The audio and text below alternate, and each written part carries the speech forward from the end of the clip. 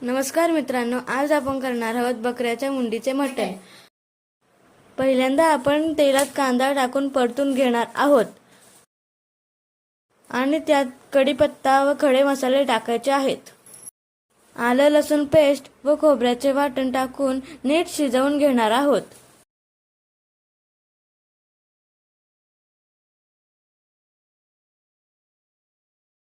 नंतर टोमॅटो टाकून तो शिजवून घ्यायचा आहे आणि त्यात लाल तिखट, हळद व गरम मसाला टाकणार आहोत। ते मिश्रण एकजीव करून त्यात बकऱ्याच्या मुंडीचे मटण टाकणार आहोत आणि आपल्या आवडीप्रमाणे अख्खा लसूण किंवा कांदा टाकायचा आहे आणि त्यात गरम पाणी टाकून मीठ घालायचे आहे।